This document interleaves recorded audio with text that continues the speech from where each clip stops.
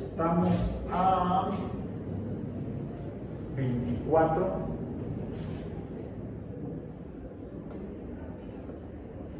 de abril de 2024 en Biomatemáticas 1. Y lo último que vimos fueron los tres tipos de límites que podemos encontrar en funciones. Vimos los límites removibles, que vimos que es cuando está el límite en la parte intermedia de una función y se puede transformar la función matemáticamente y obtener el valor que inicialmente sería no definido, que sería el valor límite.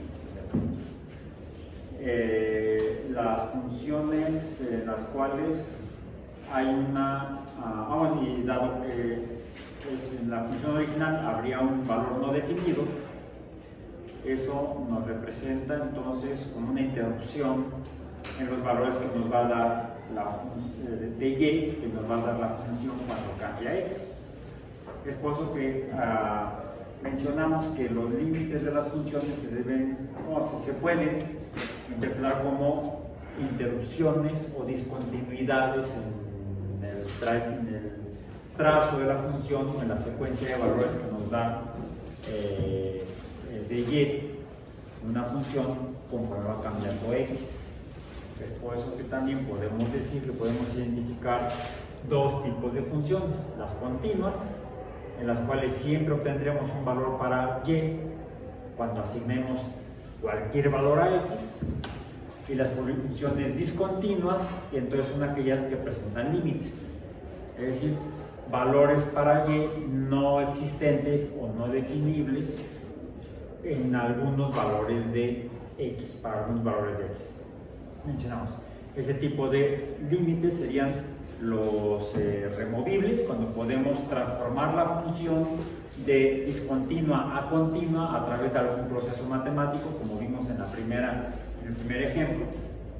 La función de segundo orden racional la factorizamos y entonces pudimos transformar la función racional de segundo orden discontinua en una función de primer orden continua, pero con los mismos parámetros. Por ejemplo, de aspecto de la función era una función lineal, aunque la original era de segundo orden, no era no lineal, sino que se dibujaba una línea recta con un hoyo o valor no definido, mencionamos. Por eso es que sería una función discontinua. De repente sentí algo en el ojo. Estaba parpadeando o haciendo ojitos. Se remueva esa interrupción en mi visión cuando lo mezclamos. Entonces decíamos la función removible, el límite removible es porque se puede transformar la función original discontinua a través de un procedimiento matemático válido que mantenga, por ejemplo, el aspecto lineal de la función. Tal vez no lineal de la función se conserva el trazo, pero nos da un valor donde la función original no tendría un valor. Entonces la transforma de discontinua a continua, mantiene el trazo, mantiene la pendiente, mantiene la tendencia si es creciente o decreciente, por ejemplo. Ese es el primer tipo. El segundo tipo sería, lo vimos con una función también era una función de primer orden, pero racional, ¿sí? En la cual encontramos que se dibujaba una función continua, pero, bueno, no continua, una función lineal, pero que presentaba una especie como de brinco a partir del valor en el cual la función no era definible. Y vimos que esa función eran dos líneas, tendrían la misma pendiente, la misma tendencia, ambas eran líneas rectas, y podíamos entonces, ya sea restándole y o sumándole y, sumándole un valor a la función y, sumándole un valor en donde esta función tiene valores menores que acá, la podemos subir y hacerla como si fuera una sola línea continua con la misma pendiente, o restándole a esta valores para que, manteniendo la misma pendiente, pudiera unirse a la que estaría con valores menores. Podríamos entonces transformar una función discontinua a continua, trasladando alguno de los segmentos donde la función no es continua una con la otra. Entonces transformamos esa función discontinua en una continua, también haciendo una modificación matemática a la función. Pero nos topamos también con algunas funciones, en este caso eran no lineales, no dibujaban líneas rectas, sino curvas, en las cuales no hay manera, no hay ningún procedimiento matemático, ya sea factorizando o sumando o restando valores, en los cuales pudiéramos transformar la función discontinua, es decir, no definido en valor de y en algún valor de x. Eso no se puede resolver, no se le puede asignar un valor a y donde sea válido para un valor de x, y mencionamos este tipo de límites como límites esenciales. Siempre serán esas funciones discontinuas y se hacen evidentes porque tienen límites esenciales, no removibles, no trasladables. Vamos a ver ahora algunos ejemplos de funciones en las cuales vamos a ver o poder definir comportamientos generalizables. Cuando uno dice que puede hacer un planteamiento generalizable o general, decimos que se trata de una regla. Así las mencionamos en ciencia y en matemáticas también. Bueno, comencemos con cuando vimos las funciones logarítmicas. Vimos este tipo de caso, que el logaritmo de una función, el logaritmo de la suma de dos funciones, el logaritmo de A, donde A sería una función sumada por otra, multiplicada por otra, multiplicada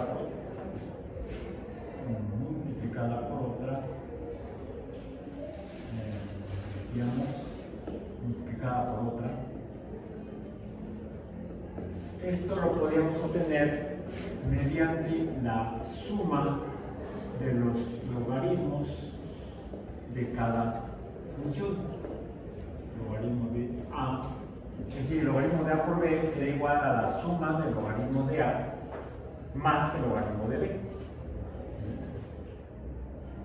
Vimos que en caso de que se trata del logaritmo de un cociente de A entre B, este mismo número lo podemos obtener si lo que hacíamos era obtener el cociente, pero la resta, no el cociente, la diferencia, perdón, el cociente es este, A entre B. Este número lo obtenemos haciendo la diferencia, obteniendo la diferencia del logaritmo de A menos el logaritmo de B. Estas son reglas para las operaciones con logaritmos, con números logarítmicos. Incluso me atreví a poner el otro día, casi nomás como el apurro, no por joder, puse en dos de mis redes sociales, que donde era más práctico ponerlo, puse que 2 más 5 era igual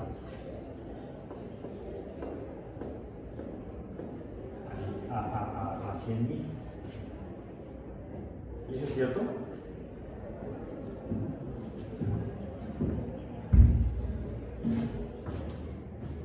2 más 5, la colita del 5. 2 más 5, no, 2 más 3, perdón, 2 más 3. 2 más 3 será igual a 100.000. Así, así. Más que yo siento me eché de cabeza. Esa igualdad es cierta si yo identifico los números de la izquierda como números logarítmicos y el número de la derecha como números naturales.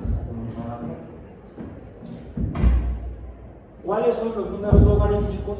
Los que se obtienen al aplicar el concepto de logaritmo a algún número.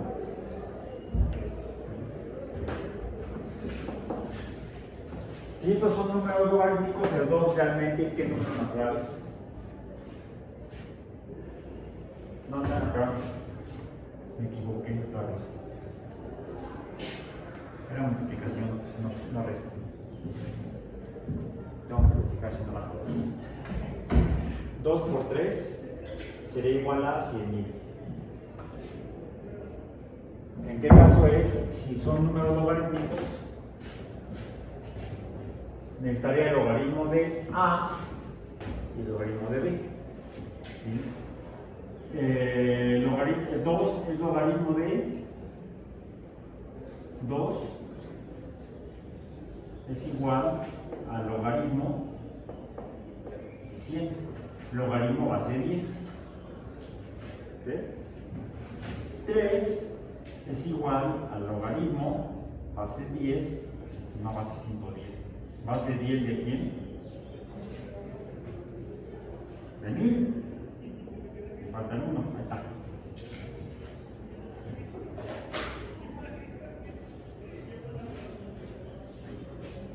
¿100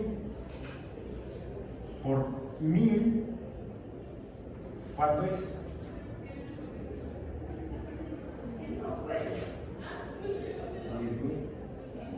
No, 100.000.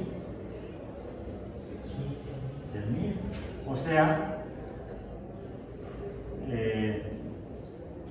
si lo represento con número logarítmico, sería igual a 5. Siendo 5 el logaritmo base 10 de 100.000.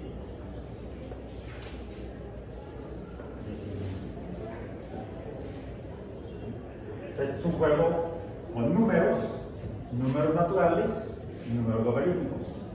Números naturales, número logarítmico, la representación logarítmica de este número natural.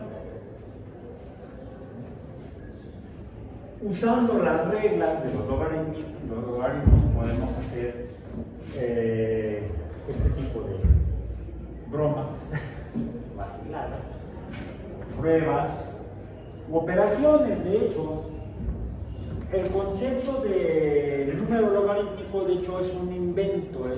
Los números logarítmicos como tal no los encontramos en la naturaleza. En la naturaleza encontramos los números naturales. Tampoco encontramos los números reales. O sea, los negativos de los números naturales no los encontramos en la naturaleza. El mismo cero es una abstracción que hacemos los humanos de algo que formalmente no existe en la naturaleza, porque en la naturaleza existe lo que hay, salvo que busquemos funciones o relaciones entre cantidades, entre números cambiantes, como vimos que el número cero, o el número no definido, o el concepto de límite, sí puede existir. Lo mencionamos, por ejemplo, como en la explicación del metabolismo celular, en cómo funciona la membrana en cuanto a la acidez. Vimos ayer, que en el caso de la membrana no podemos medirle el pH ni calcular el pH a la matriz membranal, porque el pH se define como un número logarítmico negativo, por cierto. El pH es un número que se define como logarítmico decimal multiplicado por -1, correspondiente a un número que es la concentración de protones o iones hidrógeno. En términos químico-biológicos, más exacto sería la concentración de H3O positivo en el medio. Este H3O es consecuencia de la reacción de dos moléculas de agua, en la cual una se comporta como ácido y la otra se comporta como base. Entonces, si una se comporta como base, quiere decir que va a dar lugar a OH negativo. La otra se comporta como ácido, es decir, proporciona un protón volador, pero los protones voladores no existen en solución, porque esto lo que sucede es que interactúa con la otra molécula de agua y nos da como resultado el H3O o ion hidrónico. En términos químicos reales, lo que existe en el agua no son protones voladores, sino protones disueltos o unidos a moléculas de agua. Pues en términos más exactos deberíamos definir el pH como el logaritmo decimal multiplicado por menos 1 o negativo, o el menos logaritmo decimal de la concentración, es decir, el número de estas especies químicas entre unidad de volumen. Concentración, cantidad de materia entre volumen. Es una cantidad equivalente a la densidad. En física la densidad es masa entre volumen.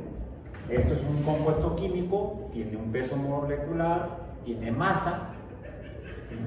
La cantidad de esta masa en el volumen que ocupa es concentración, por eso lo ponemos entre corchetes. Los corchetes nos representan el concepto de concentración, equivalente o similar a la de densidad. Pues esto a partir de esto que mencionamos, que eran las reglas de operaciones de los logaritmos. Así como tenemos estas reglas o generalizaciones de los principios de los logaritmos para un montón de números, se aplican a diferentes números. En el caso de los límites de las funciones, también vamos a encontrar que generalizaciones correctas. Por ejemplo, supongamos que tenemos una función f de x igual a una función de segundo orden, la más simple, el cuadrado, x cuadrado. Y además de esta tenemos otra función que sea otra función diferente, g de x. Es igual, esta que sea igual a una función lineal, digamos x con una pendiente de 10, pero multiplicada por menos 1, o pendiente negativa, será una función lineal decreciente.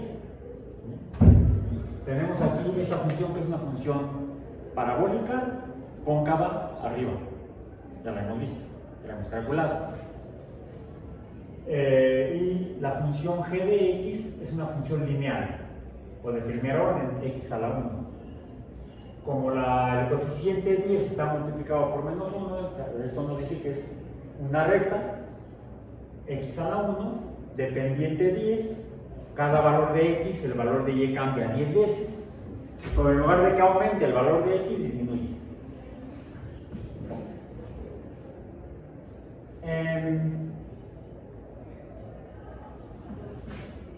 ¿Cuál será el límite en x cuadrado cuando x es muy grande? Positivo, por cierto.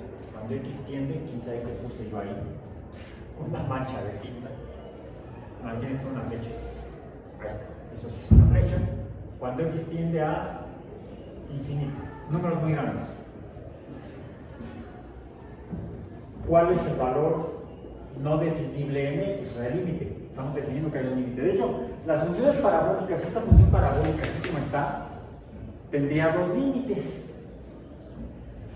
Tendría un límite cuando x tiende a valores negativos muy grandes, a menos infinito, y tendría otro valor cuando x tiende a infinito. no tiene límites en valores intermedios. Ahí está siempre definida.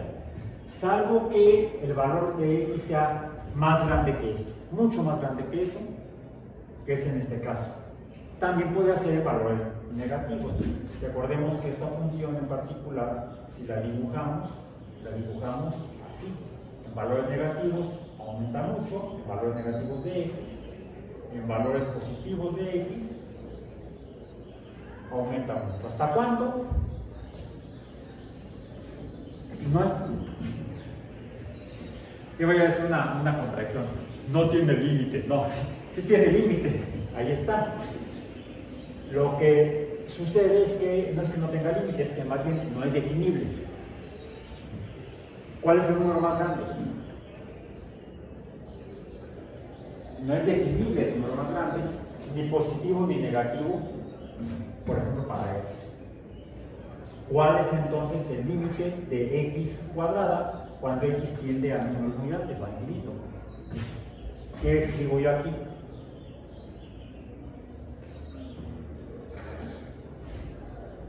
De hecho, se dibujaría una asíntota, que una asíntota vertical sería paralela al eje de y. ¿Cuál es el valor máximo de y que puede haber? Al ser tan grande que no se puede definir, ¿cuál es? ¿Cómo se llama? Se llama igual, pero nada más que el nombre no es para x, es para y. Es infinito. Bien. Para el caso de g de x, ¿habrá algún límite, así como está la función para menos 10 a la x cuando x tiende a números muy grandes?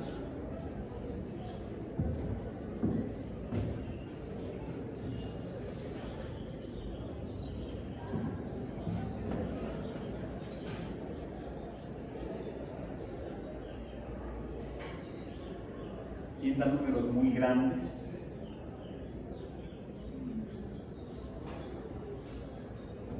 Pues mientras más grande sea el valor de x, más grande será el valor de y. Pues, recuerden que esto g de x es también una y, es y, siempre será y. De aquí f de x igual a y, esta g de x igual a y, nada más que son y diferentes, son funciones diferentes. Pues si x vale 10, y será ¿cuánto? Menos 100. Si x vale 100, será menos 10. Si x ya vale 1000, será menos 10.000. En este caso, el límite hacia dónde se dirige. Si x es un número muy grande, positivo, el valor de y, ¿cómo será? Negativo. Menos infinito. Pero, dado que este es de segundo orden y este es de primer orden, ¿cuál cambia más rápido? El límite de esta x, de esta función x al cuadrado, es este número infinito es más grande que este número infinito negativo, al ser esta de primer orden y esta de segundo. ¿Qué sucede? Estas son cada función por separado. ¿Qué sucede si lo que tengo es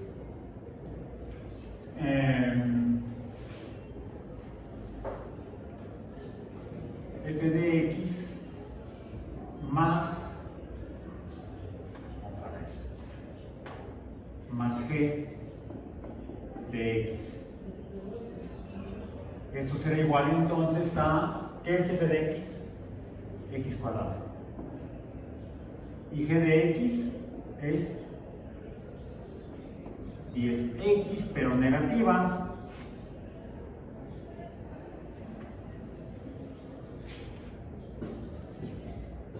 Sería otra función, digamos h de x.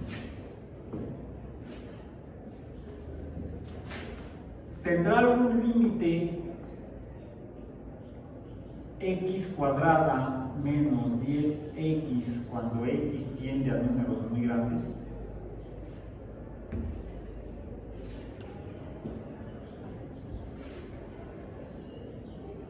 ¿cómo será el límite de esa función o cuál será el límite de esa función? Cuando el x es muy grande, el primer término es muy grande, el segundo término es más pequeño. Sí, ahora, si x igual a 100, x cuadrada sería, ¿cuánto? 10.000. Son, recuerden, 4 ceros.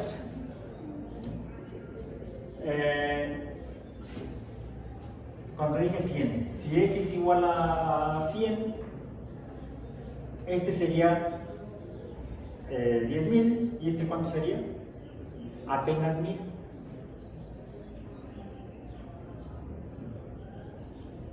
De hecho, 100 veces más pequeño que este. El 1% apenas. Al aumentar el valor de x, entonces sí vamos a encontrar que esta diferencia o este binomio nos daría números muy grandes. ¿Los números muy grandes qué? ¿Positivos o negativos?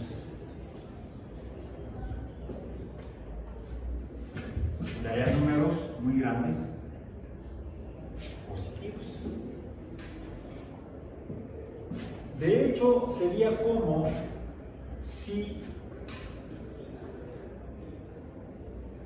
si sumáramos ambas funciones, ambos límites de ambas funciones. El límite, cuando x tiende a números muy grandes, para f de x sería esta. El límite de esta función sería límite de f de x más g de x será igual a ¿qué? Pues este es más grande que este. ¿Sí? Entonces, finalmente, yo será igual al límite, cuando x tiende a valores muy grandes, de f de x más el límite de g de x. Solo que, fíjense, lo interesante, que lo puse aquí la suma de estas dos funciones, pero resulta que por la pendiente de la función es negativa. Entonces, esto que sería una suma, ¿en qué se transformó? En una resta. Podríamos generalizar esto como, no importa si estamos sumando o restando, finalmente recordemos que la resta no es más que la suma de números negativos. Tenemos entonces esto que podemos llamar la primera regla de las operaciones con límites o de límites, que sea la regla de la suma o resta del límite de funciones.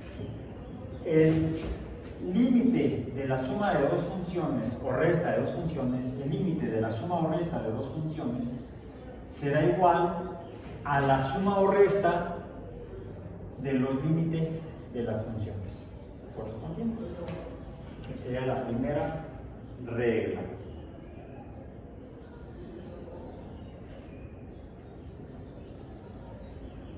¿Qué sucedería si ahora lo que tenemos es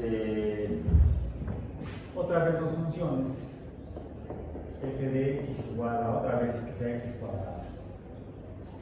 Y ahora tenemos g de x que sea menos e a la x. Ahora es una función exponencial.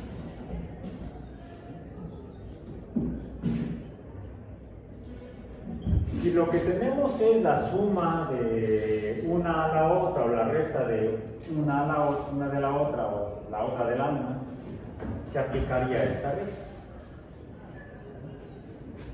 El límite de la suma de x cuadrada menos, bueno, sería la diferencia de x cuadrada menos c a la x será igual a la resta de x cuadrada menos c a la x. Pero, ¿qué sucede si en lugar de que tengamos estas dos funciones así? Vamos a verlas primero por separado. el límite de x cuadrada cuando x tiende a infinito, ¿cómo es? Aquí ya lo tenemos, es infinito. El límite de menos e a la x cuando x tiende a números muy grandes o a infinito, ¿cuánto es?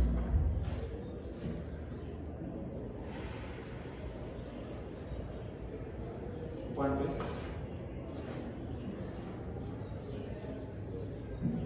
E a la x, un número a la 1. ¿Cuánto sería? El mismo número. Sería E. Pero sería negativo, sería menos 1. E a la 2. Pues acá lo tenemos. A la 2. Y se E cuadrado. E al cuadrado sería E por E. No, es casi 3, 2.7. En esta ocasión redondeamos a 3. Sería 9, pero sería negativo.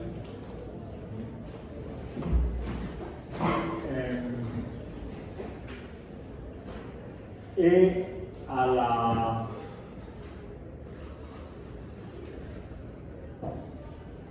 no, pero voy a cambiar de aquí.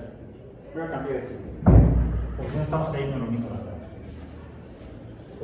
Cambiemos. Primero en el día de hoy. El día de hoy. Que sea E, si quiero que se comporte diferente. E a la menos X. Así.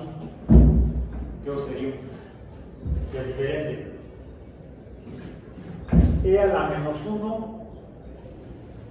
A ver, si fuera E a la potencia positiva, nos daría números cada vez más grandes. E al cuadrado, bueno, 1 al cuadrado es 1 por 10 a la 1, pero 1 sería 10. 1 por 10 al cuadrado es 100. Aquí está. 1 por 10 al cubo es 1000. 1 por 10 a la 5 es 100.000. ¿Qué sucede si en lugar de que la potencia sea un número positivo, un número entero positivo, la potencia es un número entero negativo o un número negativo? 10 a la menos 2, en este caso sería E a la menos 2, ¿cuánto es? Si fuera 10 en lugar de E, 10 a la menos 2, calculen en su calculadora. Calculen en su calculadora. A ver si sale la mía porque es una cosa, no me va a tocar. Tengo que cambiarla aquí.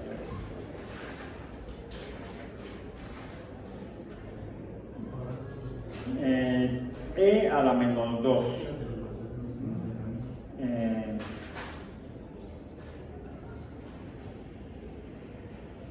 E a la menos 2, pongo el 2. Pues no me permite cambiar el signo. Bueno,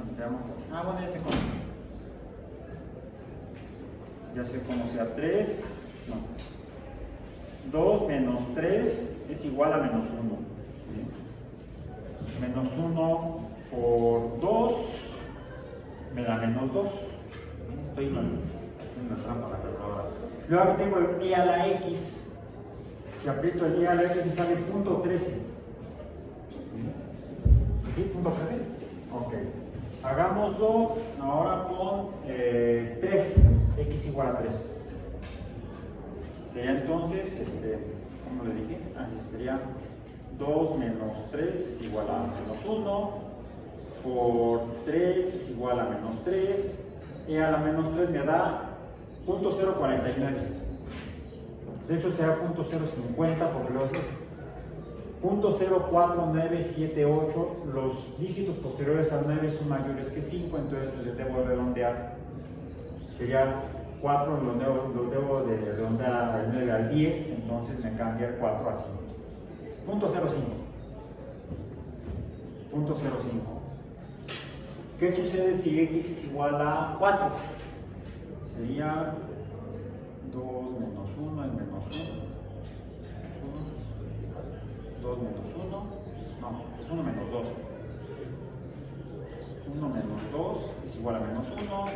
Por 4 es menos 4. e a la menos 4 me da 0.02. Ya es 0.018. Estoy redondeando a dos decimales. 0.02. Si ahora lo que quiero es x igual a 5, si alguien lo puede hacer más rápido que yo, e a la menos 5, ¿cuánto es? 0.005. Está más pequeño acercándose a 0. Entonces, ¿cuál es el límite de e a la menos x cuando x tiende a números muy grandes? 0. Tiende a 0. O sea, el 0 no está definido en e a la menos x. Entonces, la función g de x tiene un límite cuando x tiende a infinito, que es, o sea, un número no definido, que es el 0. Nunca va a llegar a 0. Se va a acercar a 0 cuando aumente el valor de x, pero nunca va a ser 0. El 0 no está definido en e a la menos x. Entonces, cuando elevamos x, tiene que dar un número hacia el infinito positivo. Y no. cuando es. Tú le asignas el valor. Cada vez más grande, cada vez más grande. Por eso decimos infinito, si no, yo no sé cuál es el número más grande. Y no sabemos cuál es el número más grande que puede existir. Porque alguien diría, un 1 con 100 ceros. Bueno, le puedes sumar un 1 y ya será un 1 100 ceros 1. Bueno, 99 ceros 1. Que es más grande que el 1 con 100 ceros. El número más grande no es definible. Siempre vamos. Bueno, si tenemos la función e a la menos x, por más grande que sea el número, nunca va a llegar a 0. Entonces, es ahí a donde va la respuesta de la pregunta que me hiciste. Efectivamente, podemos poner números muy grandes, no importa cuál, este número nunca lo vamos a alcanzar. El límite de e a la menos x es 0.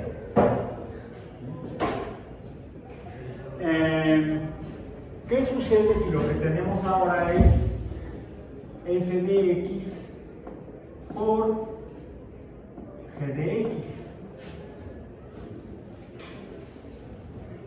Sería esto igual, aquí lo pusimos f de x más g de x eran otras funciones. Bueno, ahora tenemos f de x por g de x, son la primera, una f de x de acá, g de x es otra.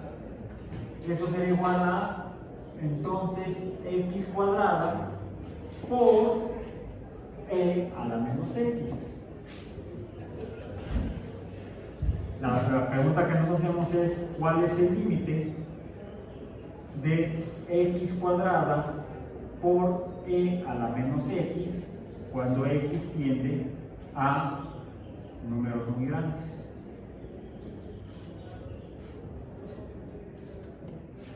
¿Cuánto será? ¿Cuál será el número no definido aquí? ¿Será un número muy grande no conocible, infinito, o será el 0?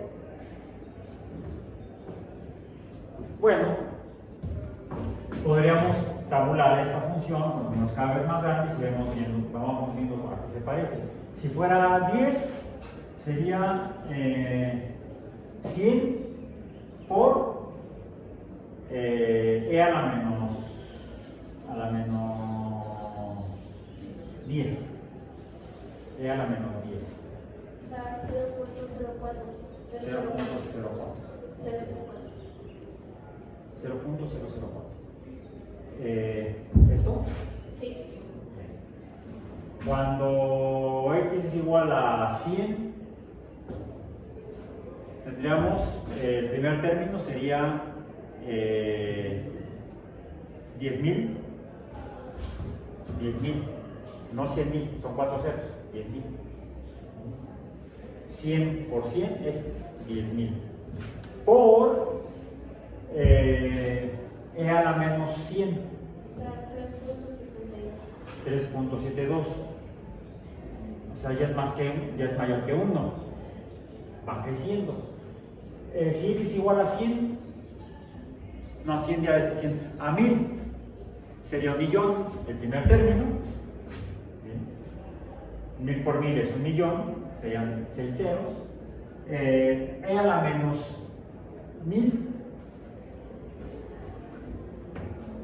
y lo multiplico por 1.000.000.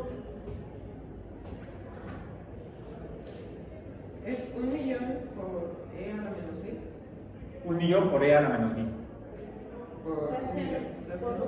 De ahí por 1.000.000. Sí, Sigue dando cero. da 0. Sí. ¿Seguro que es 0? ¿Da 0, 0? Cero. ¿Es 0? ¿Seguro? Es cero. No, porque no puede ser 0 este.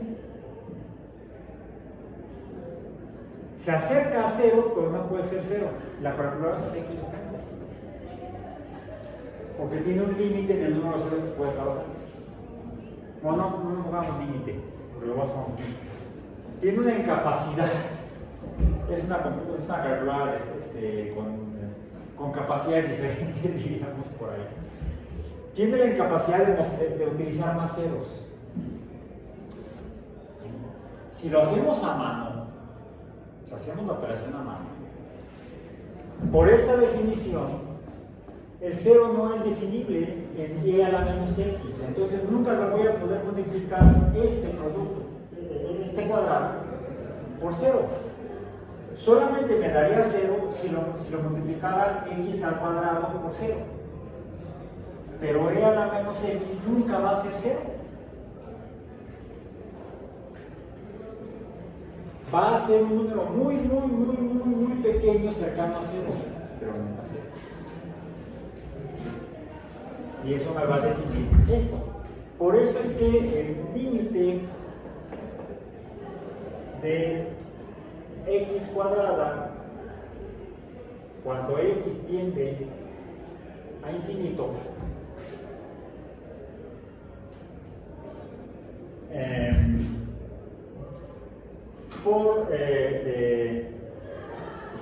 cuando el límite de x cuadrada por e a la menos x será equivalente, cuando x tiende a infinito, a el límite de x cuadrada por el límite de e a la menos x, cuando x tiende a infinito. En otras palabras, tenemos la segunda regla, que es el límite cuando x tiende a infinito para el producto de dos funciones, f de x por g de x será igual al producto del límite cuando x tiende a infinito. Eso parece un 8 al final, infinito, ahí está, ay, qué horrible. Mis infinitos siempre salen horribles. Hagamos lo menos horrible.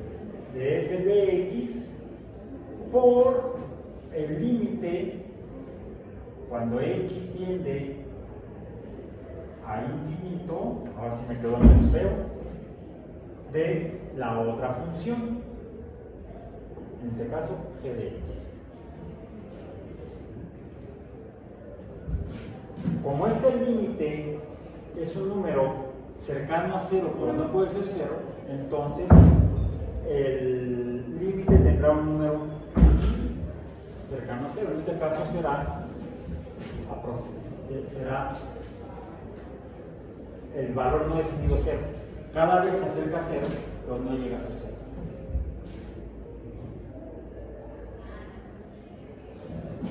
Entonces, el límite del producto de dos funciones lo puedo obtener si conozco los límites de cada una de esas funciones y los multiplico entre sí. De esa manera me simplifico. Ya no tengo que hacer todo este rollo. Si ya tengo los límites de las funciones por separado, nada más veo que me da el producto y ese será el producto, será el límite del producto de estas dos funciones. ¿Cuál será el otro caso? Cuando su recuadro, para que recordemos que esta es una segunda regla de las operaciones, de los límites de operaciones de funciones. Allá fue el límite de la suma o resta de funciones. Es igual a la suma o resta de los límites de cada función que estamos sumando o restando. De hecho, no se limita a dos funciones, podemos estar sumando varias funciones y el límite de la suma de esas funciones lo podemos conocer si sumamos los límites de cada una de los términos de esa suma. Segunda regla o segundo caso, el límite del producto de dos funciones que se estén multiplicando, por supuesto, será entonces igual o conocible multiplicando los límites de cada función.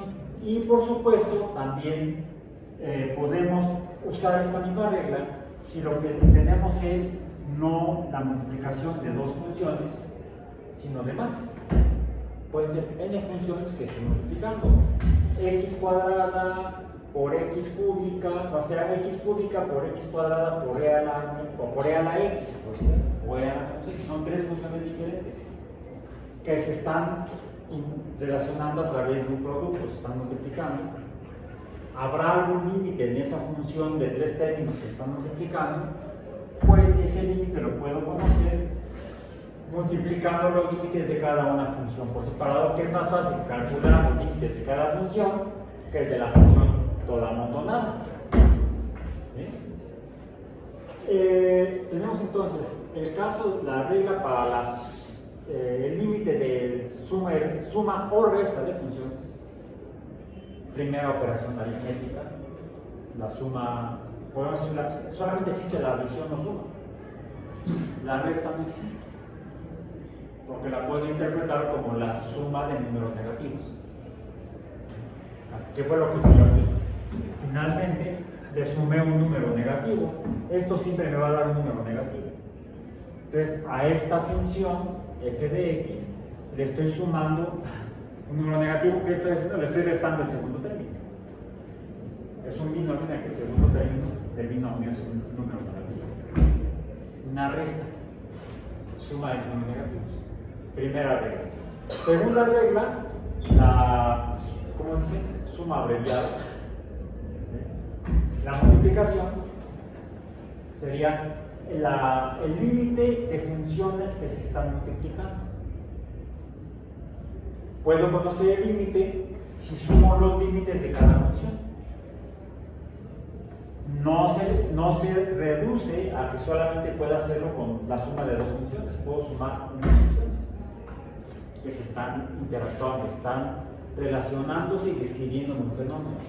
Y necesito conocer si hay algún valor no definible, no calculable, quiere decir que tendría un límite esa función de varios factores que se están multiplicando. Bueno, para no meterme en líos de hacer multiplicaciones muy complejas, lo que hago es obtener los límites de cada uno de los factores de la multiplicación y multiplico los límites. Y lo que me dé el resultado de la multiplicación de los límites de estos factores me dará el límite de la función compleja completa. Suma o resta, suma abreviada o multiplicación. Hay una tercera operación aritmética. ¿Cuál es? El cociente, razón, proporción o división. Bien, pues entonces consideremos ese caso.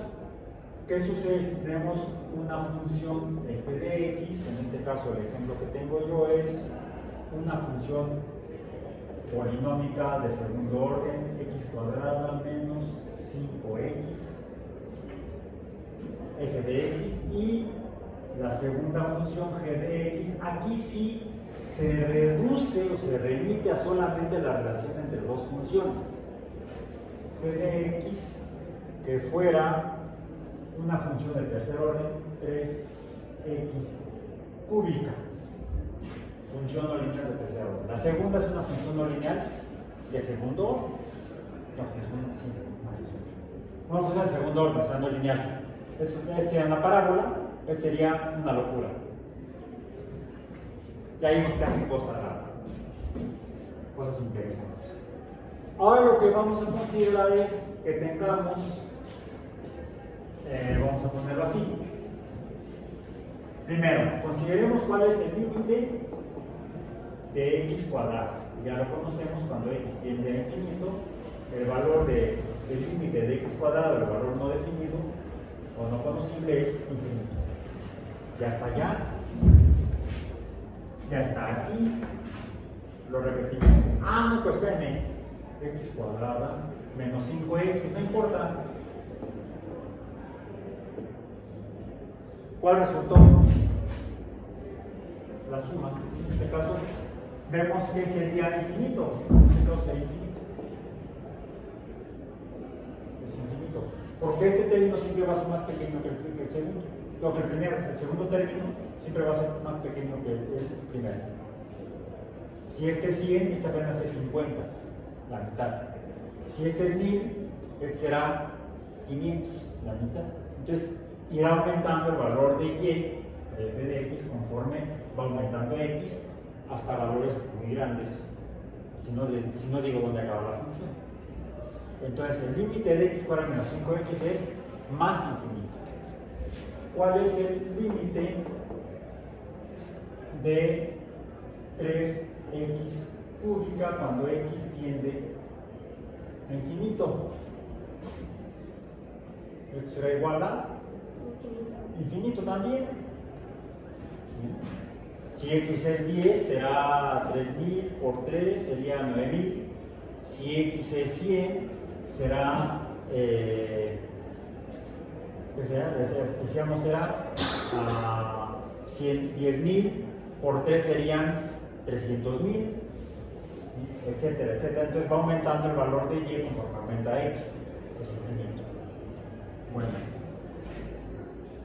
¿qué sucede si lo que tenemos es f de x entre g de x? En otras palabras, x cuadrada menos 5x entre 3x cúbica. ¿Cuál es el límite de x cuadrada menos 5x entre 3x cúbica cuando x tiende a infinito?